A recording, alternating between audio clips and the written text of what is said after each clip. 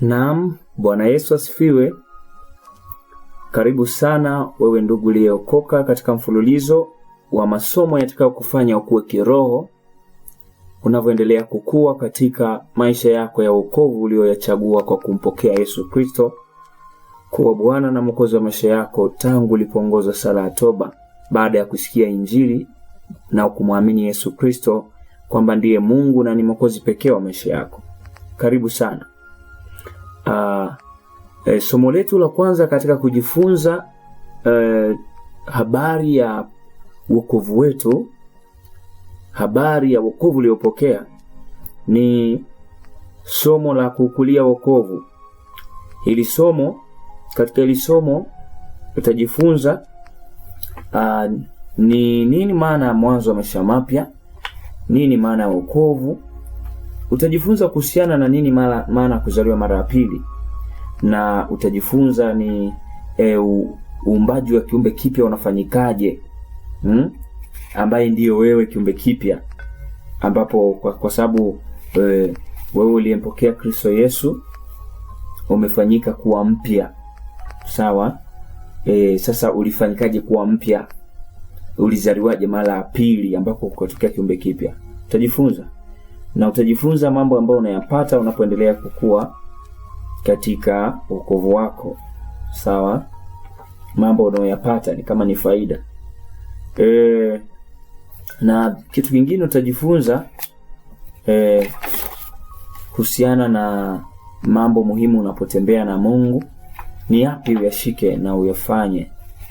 Ni mambo gani muhimu unayotakiwa kuyaishi na kuyashika unapotembea na Mungu? Sawa? Napenda tuanze katika mfululizo wa kujifunza kwetu, na wewe utaweza kufurahia. Karibu.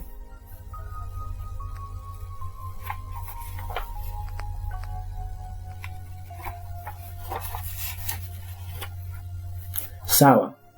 Hebu tuanze.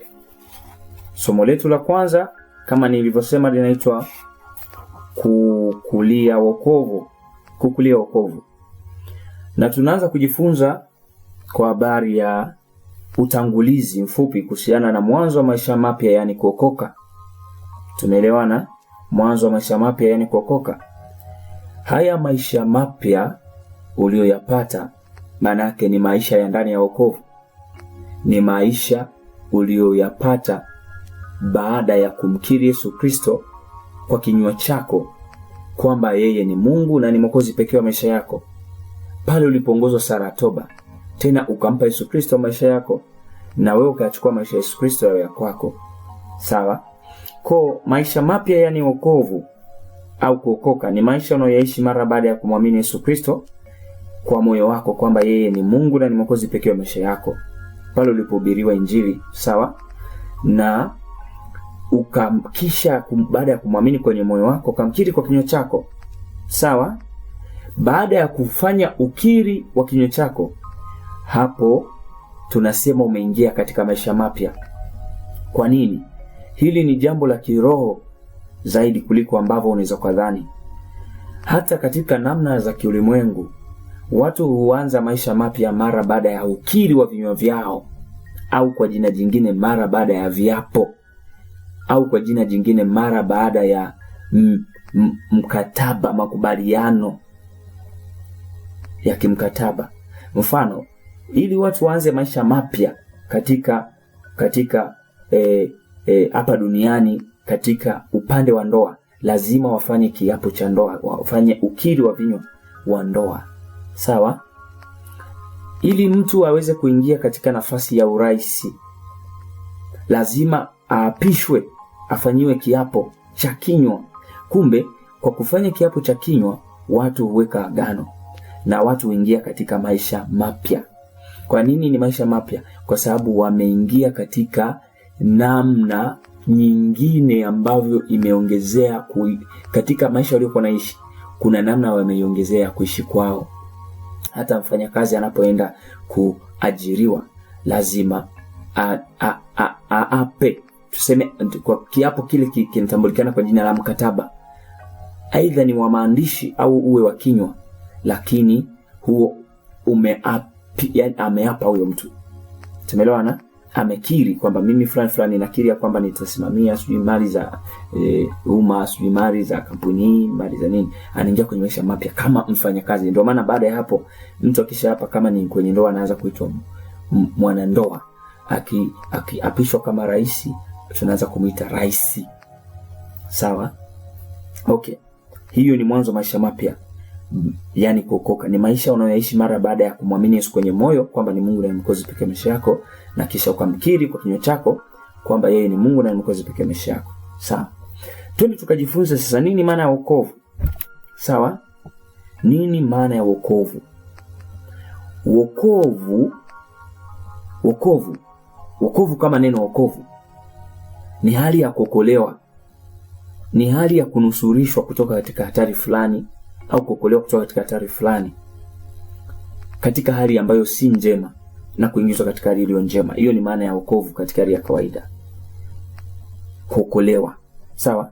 Sasa kwa upande wetu sisi tuliompokea Kristo Yesu, tunasema wokovu ni kile Yesu Kristo ambacho anakifanya ndani yako mara baada ya wewe kumpokea kwenye moyo wako, kumkubali kwenye moyo wako kwamba ni Mungu na Mwokozi pekee maisha yako, na kumkiri kwa kinywa chako. Sio kitu kipya au cha ajabu unachokipata kuliko wengine ambao wanadamu wenzako wengine. Hapana. Hata hao wanadamu wamewekewa hiyo neema wokovu kwa wote. Sawa? Yesu Kristo peke yake ndiye aliyejaliwa na Mungu kuja duniani na kuokoa wanadamu wenye dhambi pale alipomwaga damu yake msalabani. Kwa hiyo wewe umepokeaje wokovu wa Kristo Yesu aliowachilia tayari? Tunasema tangu ulipompokea Bwana Yesu kwenye maisha yako, ulimpokeaje? Kwa kumwamini kwenye moyo kwamba ni Mungu na Mwokozi pekee maisha yako, na kumkiri kwa kinywa chako kwamba ni Mungu na Mwokozi pekee maisha yako. Sawa? Kwa hiyo tangu ulipompokea Bwana Yesu kwenye maisha yako, maana yake umekubali maisha yako yawe chini ya uongozi wake. Na tangu ulipoamua kufanya hivyo, Mungu anakujalia neema ya kuanza safari inayoendelea hatua kwa hatua, ambayo itakupa kufikia katika ukamilifu. Sawa? Kwa sababu yeye anasema amewatuma watu wawe wainjilisti, wengine mitume, wengine manabii, wengine walimu na wengine wachungaji, kwa makusudi ya kuwakamilisha watakatifu. Kwa hiyo ulipokubali kuokoka, ulipata neema ya kuvishwa vazi la utakatifu. Ila sasa utaendelea kupata ukamilifu utakapoendelea kuhudumiwa na hawa watu katika wokovu wako ambao Mungu ameleta: mitume, manabii, wainjilisti, walimu na wachungaji. Sawa? Kwa ulipompa Yesu Kristo Bwana wetu Yesu Kristo maisha yako, ulipompa maisha yako, yeye alikutoa katika mambo yale yaliyokulemea kutokana na dhambi ambayo inatesa wanadamu duniani. Ipo dhambi, ipo nguvu ya dhambi ambayo imekalia wanadamu wote duniani katika hali ya kawaida. Ukiachana kwamba mwanadamu yasiokoke, mwanadamu yoyote hapa duniani amekaliwa na nguvu ya dhambi. Na hiyo nguvu ya dhambi Yesu Kristo ndio alikuja kuiondoa kwetu, na akatupa nguvu ya ushindi dhidi ya dhambi pale alipofufuka. Kwa hiyo Yesu Kristo baada ya kumpokea, yeye anakutoa katika maisha ya kutawaliwa na shetani. Sawa?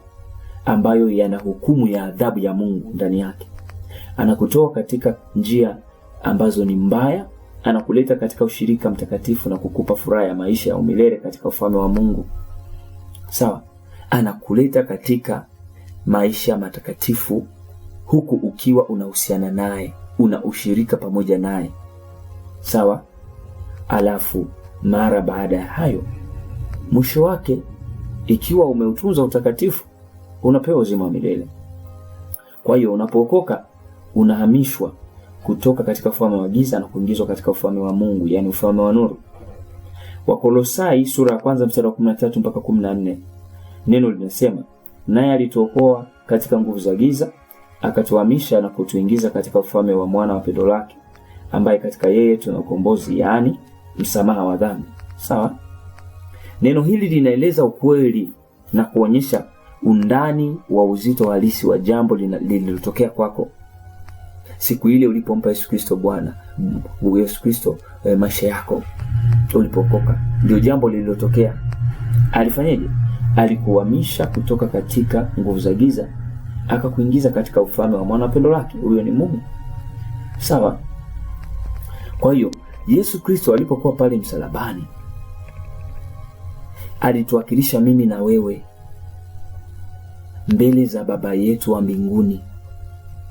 Kwa nini? Kwa sababu Mungu Baba yetu wa mbinguni alikuwa ametukasirikia kwa sababu ya dhambi tuliyoibeba. Kwa sababu ya ile dhambi ngumu tuliyokuwa tumekaliwa nayo, tumetawaliwa na dhambi. Kwa hiyo hatukuweza kuyafanya mapenzi yake. Tangu siku ile ya anguko la mwanadamu ambapo Adam na Eva walikiuka ile agizo la Mungu kwa dhambi ya kutokutii, kwa kulagaiwa na Ibilisi, shetani, nyoka. Sawa? Yesu alitoa adhabu yetu kwa kifo chake msalabani. Wakorintho wa pili sura 5 mstari wa 21, waraka wa pili wa Wakorintho sura 5 mstari wa 21, neno linasema, yeye asiyejua dhambi alifanywa kuwa dhambi kwa ajili yetu, ili sisi tupate kuwa haki ya Mungu katika yeye. Sawa? Sisi tuliipoteza haki yetu mbele za Mungu kwa ile dhambi iliyowaingilia wanadamu wote kupitia ule uzao wa kwanza wa mwanadamu ambao ni Adam na Eva. Kwa hiyo wanadamu wote wakanajisika na ile laana ya dhambi. Kwa hiyo Yesu Kristo akashuka msalabani, akaenda msalabani pale ili aweze kutuwakilisha sisi ile adhabu ambayo tumepaswa kuipata sisi aipate yeye. Kwa kufa na kufuka kwake akamwaga damu yake ambayo ilikuwa inatakiwa hiyo damu imwagike ya kwetu. Na kupitia kumwaga damu yake Yesu Kristo, ile haki Mungu kutuhesabu sisi kwamba tuna haki ya kuwa wanawe ikarudi tena kwetu. Sawa? Na hivyo ndivyo ambavyo maana kubwa na picha ya wokovu ni nini? Umeokolewa kutoka katika giza, nguvu za giza, ambao ni nguvu za giza ni nguvu ya dhambi, na umeingizwa katika ufalme wa mwana pendo lake, ambao huo ufalme una nguvu ya kushinda dhambi. Sawa? Haya, tujifunze kingine. Nini maana ya kuzaliwa mara ya pili? Nini maana ya kuzaliwa mara ya pili? Sawa? Ngoja nikupe siri hapa. Wokovu uliokamilika uko katika hatua kuu 4. Ya kwanza ni kumwamini Yesu kwenye moyo wako kwamba Yesu ni Mungu na ni Mwokozi pekee wa maisha yako. Na hilo jambo linatokea pale unapohubiri Injili. Ndio maana mtu mwingine asiyemkubali Yesu kwamba ni Mungu na ni Mwokozi pekee wa maisha yake atakataa kuokoka. Sawa? Hatua ya pili ni kumkiri Yesu kwa kinywa chako kwamba Yesu ni Mungu na ni Mwokozi pekee wa maisha yako. Yaani kile ulichokiamini kwenye moyo unakitangaza wazi kwa kuongozwa sala ya toba, ambao ni sala ya ukiri, kwa sababu pale inahusisha ukiri wa maneno yako, ambapo unampa Yesu Kristo maisha yako na unachukua maisha yake yawe ndani yako, na unapoteza mamlaka juu ya maisha yako wewe, bali Yesu Kristo ndiye anakuwa na mamlaka juu ya maisha yako. Ukitimiza hizi hatua mbili za kwanza, unakuwa umepewa kuingia umeanza maisha mapya. Kwa nini? Tumesema mara baada ya ukiri unaanza maisha mapya. Lakini ipo hatua ya 3 na ya 4 ya wokovu ili wokovu wako ukamilike. Ya 3 ni kubatizwa kwa kuzamishwa kwenye maji mengi, na ya 4 ni kubatizwa ubatizo wa Roho Mtakatifu.